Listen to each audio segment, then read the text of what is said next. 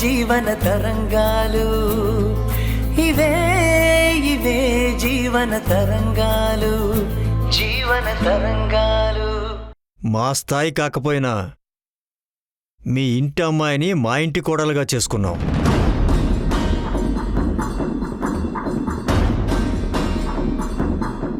కానీ మీరు మాకేం మర్యాద మిగిల్చారు? మీ స్థాయికి తగ్గట్టే ప్రవర్తించి మేము తలలో దించుకునేలా చేస్తుంది మీరు, మీ అమ్మాయి.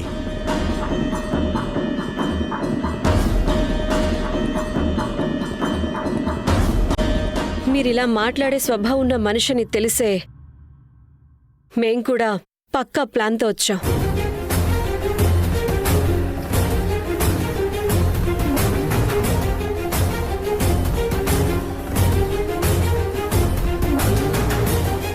ఏంటో చెప్పండి, విని తరిస్తాం. ఇంతసేపు మీ స్థాయి మనుషులు మా అక్క వాళ్ళు కాదని అన్నారు కదా, అందుకే మీ నుంచి మీ కొడుకు కోడల్ని విడగొట్టి వేరే కాపురం పెట్టించాలనే ఆలోచనతోనే ఇక్కడికొచ్చాం.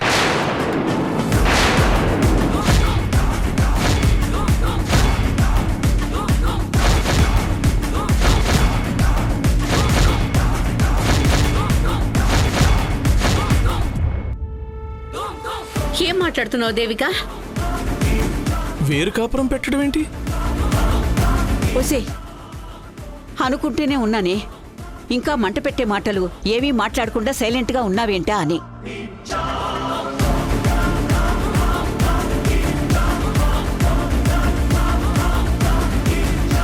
అసలు మనం ఏం పని మీద వచ్చాము? నువ్వు దేని గురించి మాట్లాడుతున్నావు? అసలు దానికి దీనికి ఏమైనా సంబంధం ఉందా?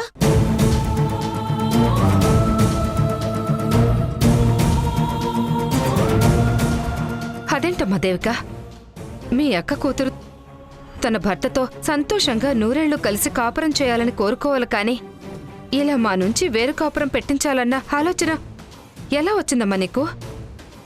ఇదేమన్నా పద్ధతిగా ఉందా? మా ఒక్కగానొక్క కొడుకుని మా నుంచి దూరం చేయాలని చూస్తారా? ఎంత ధైర్యం మీకు?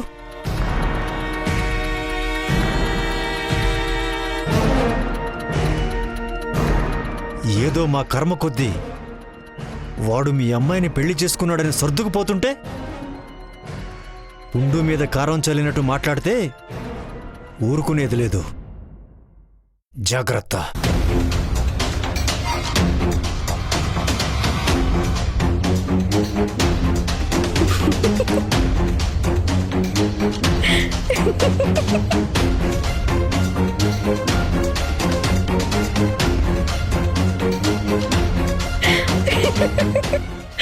ఎందుకు నవ్వుతున్నావే? నీ వెంట రావడం మా బుద్ధి తక్కువ. నువ్వేం కంగారు పడకమ్మా, నేను జస్ట్ జోక్ చేశానంతే.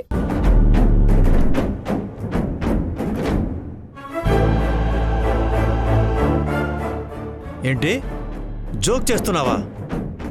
నువ్వేం మాట్లాడుతున్నావో నీకు తెలుస్తుందా? కూల్ డౌన్ రఘురామ్ గారు. వేరు కాపురం అన్న మాట మీ ఇంటెన్షన్ తెలుసుకోవడానికి అన్న మాటే తప్ప మరో ఉద్దేశం లేదు.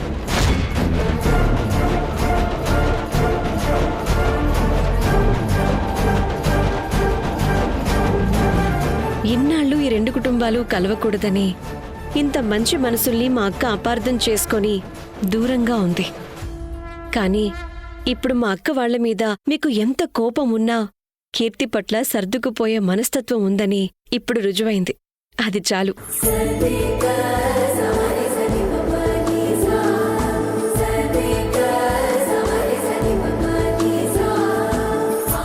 ధరణి, నువ్వు తీసుకొచ్చిన తాంబూలం మీ వదిన గారికివ్వు.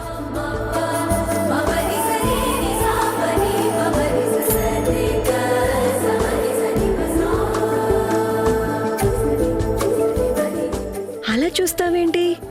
మీ వదిన గారికి ఇవ్వాలని చీర తాంబూలం తీసుకొచ్చావు కదా, అదివ్వు. నేను వెళ్ళి తీసుకొస్తాను.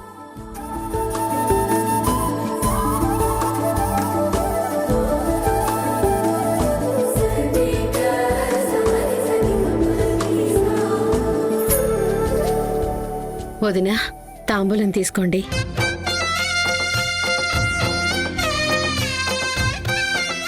ఒక్క నిమిషం ఏమండి, ఒక్కసారి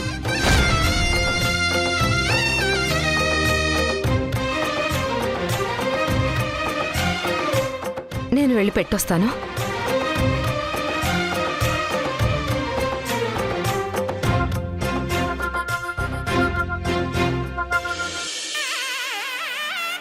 వదినా, తాంబూలం తీసుకోండి.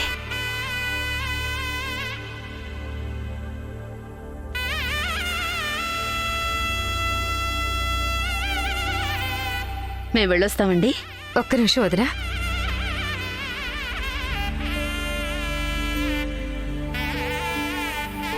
ఇందులో పెట్టుకోండి.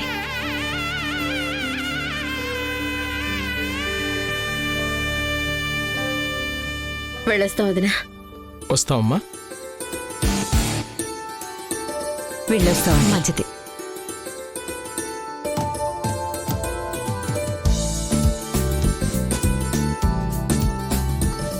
దేవిక, ఏదో చుట్టం చూపుగా వచ్చావా, పలకరించావా, వెళ్ళావా అన్నట్టుగా ఉండాలి గాని వేరే కాపురం అంటూ తమాషా మాటలు మాట్లాడటం దేనికి? నువ్వేమైనా చిన్నపిల్లవనుకుంటున్నావా తమాషా చేయడానికి? అలా జర్కివ్వకపోతే రఘురామ్ మన నెత్తి మీదకెక్కి డాన్స్ చేస్తాడు.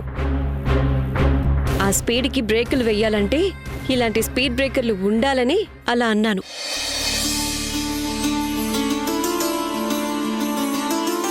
ఇచ్చాను కదా, దెబ్బకి సైలెంట్ అయ్యాడు. పదండి వెళ్దాం. నువ్వు అనుకున్న వాళ్ళనే పిచ్చోళ్ళని చేసావు. నీ బుర్రే బుర్రమ్మా. పదండి.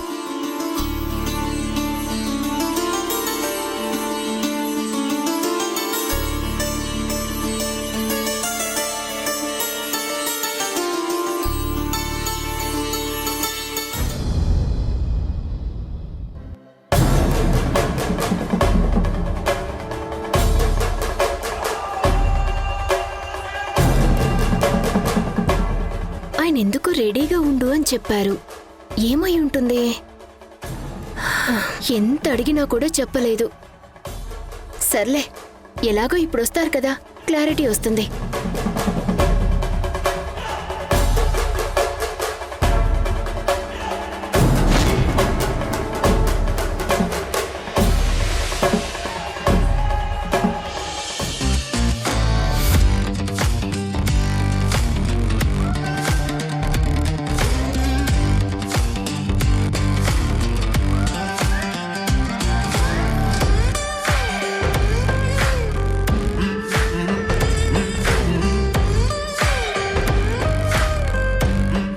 అచ్చం సినిమా హీరోలో ఎంత బాగా డ్రైవింగ్ చేసుకొని వచ్చాడో. నా దిష్టి తగిలేలా ఉంది.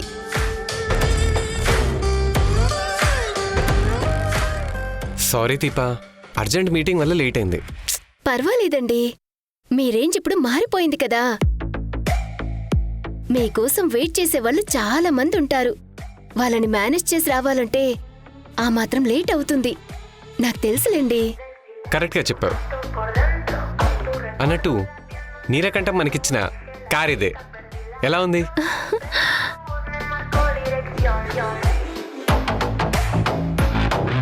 అదిరిపోయిందండి. ఈ కార్లో మీరు దిగుతుంటే సినిమా హీరోలో ఉన్నారు. ఇలాంటి కార్లో తిరగాలని నాకెప్పటినుంచో కోరికుండేది. అది ఇన్నాళ్లకి తీరింది. దీనికోసమేనా రమ్మన్నారు? నీకు ఇంకొక సర్ప్రైజ్ ఉంది. కళ్ళు మూసుకో. మూసుకో.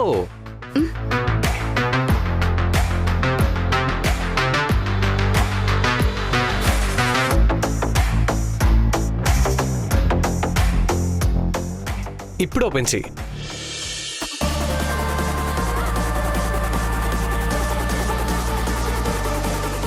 మై గాడ్, ఇంత డబ్బే ఎలా వచ్చిందండి? ఇంత డబ్బు చూసి ఎన్నేళ్ళయ్యిందో. ఇవి మనకే కదా, ఇంకెవరికి ఇవ్వాల్సిన అవసరం లేదు కదా. త్వరగా చెప్పండి. ఇవి మన డబ్బులే. నా కష్టానికి అడ్వాన్స్గా నీలకంఠం గారు ఇచ్చిన డబ్బు. అప్పుడే అడ్వాన్స్ కూడా ఇచ్చేశారా? నిజంగా ఆయన మనుషుల్లో దేవుడండి. కార్ ఇచ్చారు, బంగ్లా ఇచ్చారు, ఉద్యోగం ఇచ్చారు, ఇప్పుడు డబ్బులు కూడా ఇచ్చారు. అవును దీపా, మనం బాగా కష్టపడి పనిచేసి ఆయన నమ్మకాన్ని నిలబెట్టుకోవాలి. ఆయన బిజినెస్ని మరింత సక్సెస్ చేయాలి. అప్పుడు మన టాలెంట్ ఎదుగుదల చూసి మా అమ్మ వాళ్ళకి బుద్ధి రావాలి. అవునండి, మనం చీకొట్టిన వాళ్లే మన దగ్గరకొచ్చేలా చెయ్యాలి. అదే మన లక్ష్యం. తప్పకుండా వస్తారు దీపా. నిన్నటి దాకా కేర్ ఆఫ్ ప్లాట్ఫామ్ అన్నట్టుగా ఉన్నాం. తినడానికి పైసా లేకుండా పస్తులున్నాం. కానీ ఈరోజు లక్షలు విలువ చేసే కారు, చేతిలో నోట్ల కట్టలు, నా కింద 10 మంది వర్కర్స్ ఉన్నారు. నాకు శుక్రదశ మొదలైంది దీపా. ఇక నన్ను ఆపడం ఎవరి వల్ల కాదు. అతి త్వరలోనే బిజినెస్లో కూడా ఆ నీలకంఠాన్ని మించిన వాడిని అవుతాను. తప్పకుండా అవుతారండి. ఇన్నాళ్ళు మన చెయ్యి దేహి అని అడుగుతూ ఆకాశం వైపు చూసింది. కాని ఇప్పట్నుంచి మనది దానం చేసే చెయ్యి కావాలి. మీ అమ్మ వాళ్ళు అడగకపోయినా ఇలాంటి నోట్ల కట్టలు దానం చెయ్యాలి. మనలాంటి కోటేశ్వరులు తలుచుకుంటే కానిదేముంది దీపా. కరెన్సీ నోటు చూస్తే కొండ మీద కోతైనా సరే మన కాళ్ళ దగ్గరకు వస్తుంది. జస్ట్ కోరుకోవాలంతే. ఏమండి, మనం ఇదే ఫైర్లో కంటిన్యూ అవ్వాలి. మళ్ళీ జీవితంలో జీతం కోసం ఒకరి కింద పనిచేసే పరిస్థితి రాకూడదు. ఇంకా దండిగా సంపాదించి మనం ఇంటిని కూడా విడిపించుకోవాలి. నీకు మాటిస్తున్నాను దీపా. నీకు ఇల్లేం కర్మ, విల్లాలు కొని పెడతాను. నువ్వు అలుపు లేకుండా ఎన్ని కలలైనా కను, వాటిని నెరవేర్చే బాధ్యత నాది.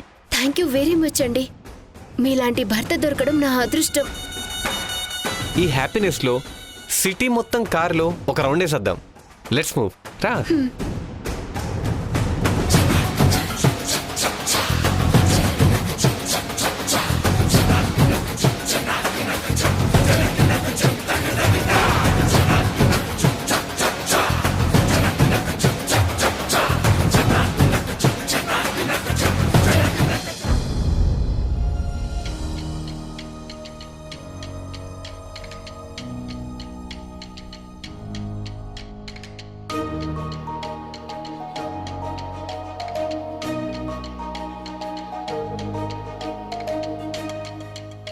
లక్కంటే మన ఆదర్శ్ గడిదేరా.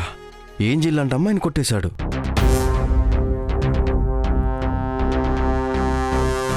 కరెక్ట్ మామా. కీర్తి బ్యూటీ విత్ బ్రెయిన్ ఉన్న అమ్మాయిరా. కానీ మనోడేమో కనీసం ఆ అమ్మాయితో మాట్లాడడానికి కూడా అర్హత లేనోడు.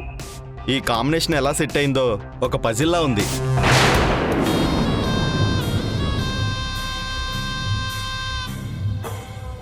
ఏంట్రా నా వైఫ్ గురించి కామెంట్స్ చేస్తున్నారు? బతకాలం లేదా? మిస్అండర్స్టాండ్ చేసుకోకు మామా, కళ్ళు పోతాయి. నీ వైఫ్ అంటే నాకు సిస్టర్. సిస్టర్ని ఏ అమ్మాయినా కామెంట్ చేస్తాడా? నీ అదృష్టం గురించి పొగుడుతున్నాం రా. నిజమా? ప్రామిస్ రా. దేవతలంటే అమ్మాయి నీకు భార్యగా వచ్చింది. నీకెక్కడో గుమ్మడికంత పుట్టుమచ్చుందని అనుకుంటున్నాం. అవునరా, మొదట్లో నిన్ను అసహించుకుని నీ చంప మీద కొట్టిన అమ్మాయి మెడలో 3 ముళ్ళు వేసావంటే నువ్వు మామూలు టాలెంటెడ్ ఫెలో కాదురా. నీకెక్కడో గుమ్మడికాయ అంత పుట్టుమచ్చుందని నాకు డౌట్గా ఉందిరా. నీకున్న అలవాట్లకి, నీకున్న బ్యాడ్ హ్యాబిట్స్కి ఏ అమ్మాయి నిన్ను పెళ్లి చేసుకోవాలనుకోదు. రేయ్, పొగుడుతున్నాను మామా. మరి కీర్తి లాంటి తెలివైన అమ్మాయిని ఎలా పడేసి పెళ్లి చేసుకున్నావో ఆ సీక్రెట్ చెప్పరా. నేను కూడా నిన్ను ఫాలో అయ్యి పెళ్లి చేసుకుంటానురా.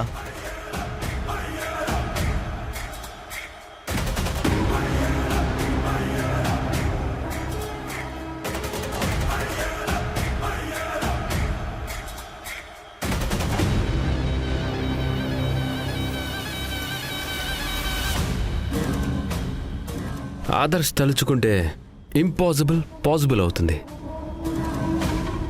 నేను ఫోకస్ చేయాలే గాని ఈ కీర్తి ఏం కర్మ. ఏకంగా బాలీవుడ్ హీరోయిన్నే పడేస్తాను.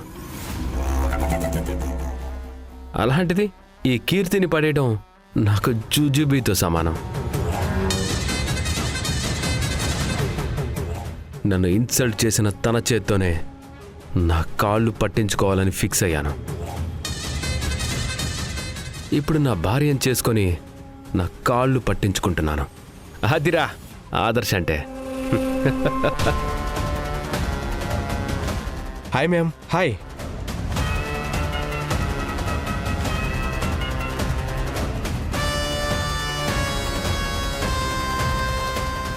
ఒరే ఆదర్శ్, ఒకసారి అటు చూడరా.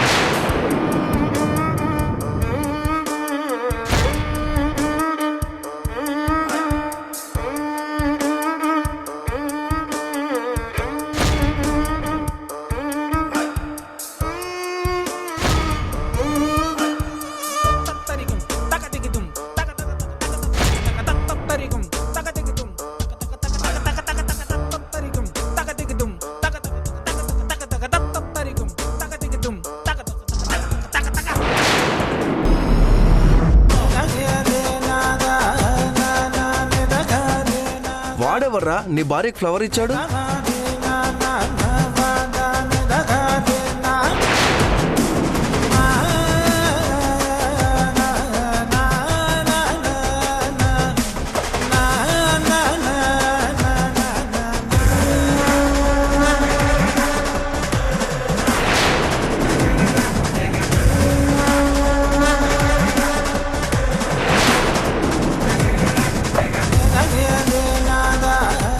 ఏంట్రా, మేము నిన్ను తోపు తురుముకానని పొగిడినంతసేపు కూడా లేదు కదరా నీ ఆనందం.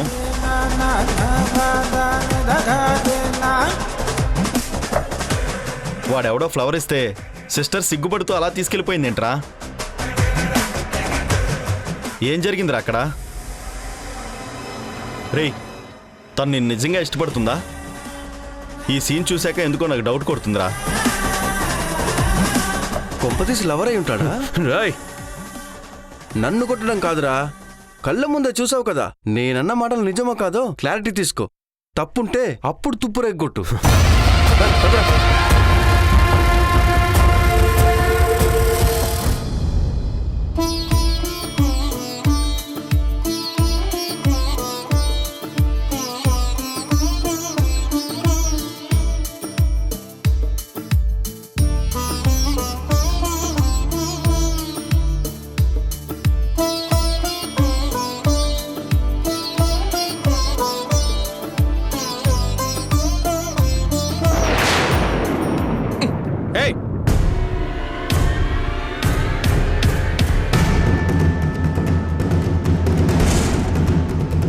మనకి గోల్డెన్ టైం నడుస్తున్నప్పుడు అన్నీ మన దగ్గరికి నడుచుకుంటూ వస్తాయి అంటారు కదా దీపా.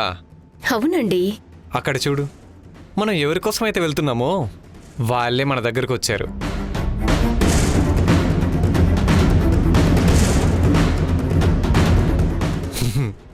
దిగు, ఇప్పుడు మన రేంజ్ ఏంటో పరిచయం చేద్దాం.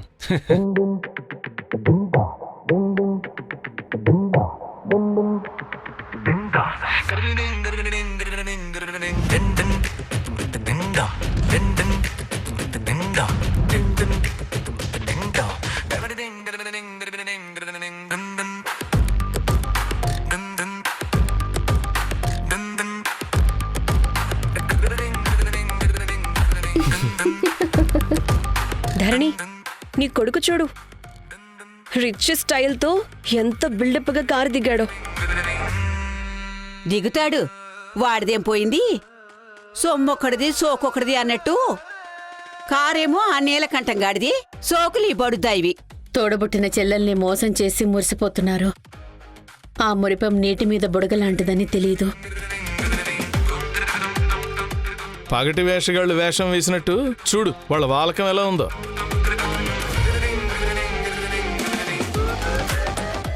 ఈ దరిద్రమైన మొహాల్ని చూడ్డానిక కారాపారు? వెళ్ళిపోదాం, కారు తిప్పండి. సర్లే, ఆగండి ఆగండి ఆగండి. రాజశేఖర్ గారు,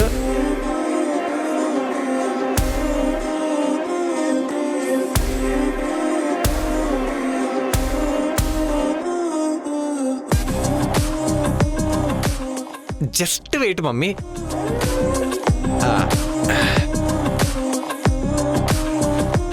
మరేం చూసి డిసప్పాయింట్ అయి ఉంటావు కదా? అయ్యే ఉంటారండి. ఎందుకంటే మనల్ని మెడ పట్టుకుని గెంటేశారు కదా. వీళ్ళ అంచనాల ప్రకారం మనం రోడ్డు మీద అడుక్కు తింటూ ఉంటామని ఫీల్ అయ్యుంటారు. కానీ ఇలా లగ్జరీ కార్లో తిరుగుతామని ఊహించుండరు. ఏమంటారు దేవిక గారు? All glitters are not gold. అంటే మెరిసేదంతా బంగారం కాదు అని. ఆల్రెడీ నీలకంఠం నాగుపాము లాంటివాడని, అది ఏ క్షణమైనా పడగ విప్పి మిమ్మల్ని కాటు వేస్తుందని జాగ్రత్త పడమని హెచ్చరించాను. సుడున్న వాళ్ళకి ఏ నవపాం కూడా ఏమీ చేయలేదు. మీకు నీలకంఠ శత్రువు అయినంత మాత్రాన మమ్మల్ని కూడా శత్రువులా చూడమంటే కష్టం. ఆయన మా పాలిట దేవుడు.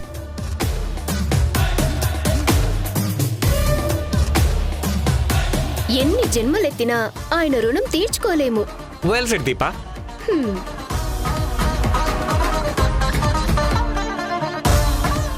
ఆల్రెడీ మా దృష్టిలో నువ్వెప్పుడో షెడ్కి వెళ్ళిపోయావురా. ఇంకా వెల్ సెట్ అంటావేంట్రా ఈడియట్. షెడ్కి పోయానని నువ్వు అనుకుంటున్నావు. నా చేతి కింద 10 మంది పనులకి వర్క్ చెప్పే రేంజ్లో నేనున్నాను. How is it? దెబ్బ అదర్స్ కదూ.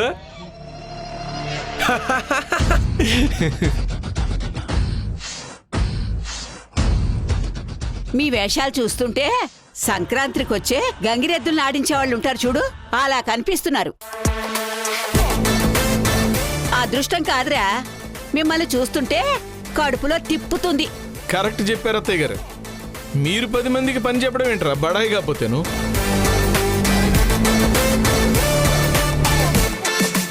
వీళ్ళ డ్రెస్సింగ్ సెన్స్ ఏం మాత్రం మారలేదు మహేష్. కొన్ని జాతకాలు పుట్టుకతో అంతే ఉంటాయి దీపా.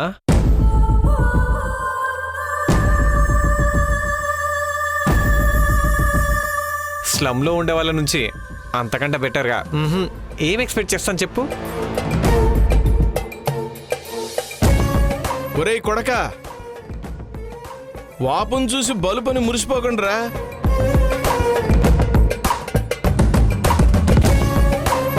ఏదో గాలివాటం కొద్దీ ఆ నీలకంఠం పంచం చేరారు.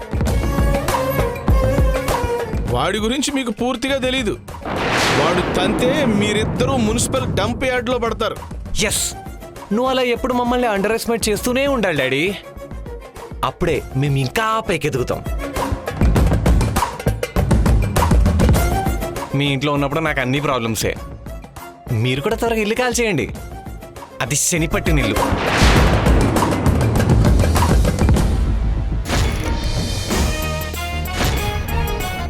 ఇప్పటి వరకు మా ఇంటి పరువు తీసింది చాలక ఇప్పుడు ఇంటి ముందు బజ్జీల దుకాణం ప్లాన్ చేశావా? ఇది మా బ్రతుకు తెరువుకు సంబంధించిన విషయం. మంట చూసుకోవాలి కదా కళ్యాణ్.